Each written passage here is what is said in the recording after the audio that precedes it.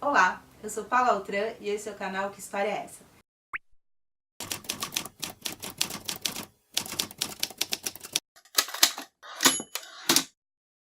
Hoje a gente vai conversar sobre diálogo, mas não um diálogo qualquer, um tipo de diálogo muito especial, que é o monólogo.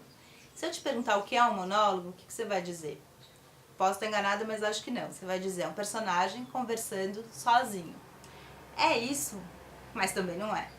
Como assim, Paula? Como assim é, mas também não é? Tá vendo? Isso que eu acabei de fazer é um monólogo. Sou eu conversando comigo mesma. O monólogo é um diálogo, mas que pra gente não vai aparecer o outro personagem. É um personagem que vai estar falando sem que o outro personagem reaja, né? Na verdade, pode parecer um pouco difícil, mas você faz isso todo dia na sua vida.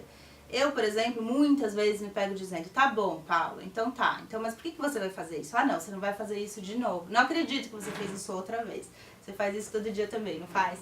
Com coisas mais espinhosas, mais complicadas, relacionamentos amorosos, ou simples coisas como, sei lá, comer aquele chocolate que você prometeu que não ia comer ontem antes de dormir. Então você fala pra você mesmo, poxa vida, mas de novo você fez isso, tudo bem, vai, amanhã a gente vai fazer diferente. Ah não, você sempre fala a mesma coisa. Esse monólogo acaba sendo um diálogo, é você conversando com outro de você mesmo. Pode parecer confuso, mas você faz isso cotidianamente, desde que você é criança. Como eu já disse aqui em outro vídeo, é da natureza humana dramatizar, é da natureza humana ficar criando diálogos. A gente cria diálogo com a gente mesmo. Esse é um tipo de monólogo. Há muitos tipos de monólogos. Aqui a gente vai conversar sobre alguns. E a ideia é exatamente essa, é você entender que monólogo, ele não é necessariamente um personagem falando sozinho ao acaso, né? Ele é sim um tipo de diálogo ainda mais complexo, mais profundo do que um diálogo onde dois personagens conversam. Eu já dei aula, como já contei aqui pra vocês outra vez, quase em todos os estados brasileiros, dei aula em várias cidades de Portugal, e sempre que as pessoas começam a escrever, elas tendem a ir pro monólogo. Depois você pode me contar aqui embaixo se isso também não aconteceu com você as primeiras vezes que você tentou escrever alguma coisa. Parece que a gente vai pro monólogo parecendo que é mais simples. Bom, eu crio uma voz só e pronto. Eu vou dar aqui um exemplo de um autor sueco muito conhecido, Strindberg. Essa peça, nesse livro tem duas peças, o monólogo é a mais forte. Se você pegar aqui os personagens, é engraçado porque tem três personagens.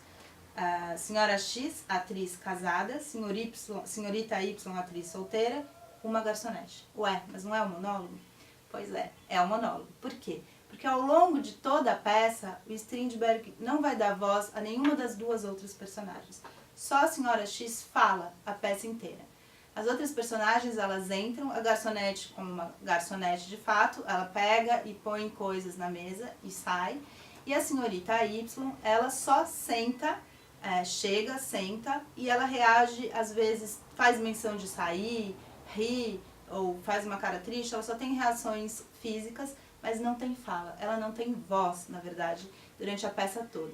É uma história muito interessante, até pelo tempo que ela foi escrita, que foi no fim do século XIX, e são duas mulheres. Uma é a mulher do cara e a outra é a amante. Não vou dar mais spoiler pra vocês, é uma peça bem curtinha de 7 páginas, marcou uma época e é referência até hoje quando a gente fala de monólogo, exatamente por isso, porque o monólogo ele é muito mais, é um gênero, né, um jeito de se escrever diálogo muito mais complexo, profundo, complexo no bom sentido, no sentido de que você pode escrever de vários jeitos, do que a gente pensa, né?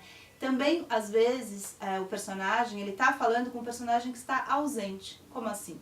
Tem um monólogo que eu vi uma vez com o grande ator Luiz Melo, que faz bastante novela até, ele estava num teatro, ele era um homem que tinha acabado de matar a mulher, né? É um tema que infelizmente muito recorrente no nosso país, mas isso é uma outra história.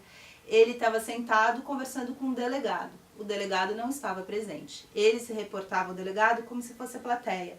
E a gente na plateia se sentia meio como aquele delegado ouvindo aquela história tão triste, né? Aquilo era muito forte. Então ali eram dois personagens, mas um deles estava ausente. Isso também é um monólogo. E às vezes você também tem esse personagem conversando consigo mesmo, como a gente faz, como a gente já comentou aqui, cotidianamente. A última coisa que eu queria falar pra vocês é só pra vocês tomarem cuidado para não escreverem quase sempre monólogos, ou seja, personagens que vocês acham, que a gente acha que está conversando com outro, mas tem muitas vezes a mesma voz. Invariavelmente, quando a gente começa a escrever, é a nossa voz. Então a gente tem que tomar cuidado para criar vozes distintas e não fazer aquilo que a gente chama de monólogo bipartido, ou seja, quase dois personagens que são o mesmo conversando, né? A gente tem que ir criando vozes diferentes da nossa e criando personagens para eles poderem conversar e a graça do diálogo realmente acontecer.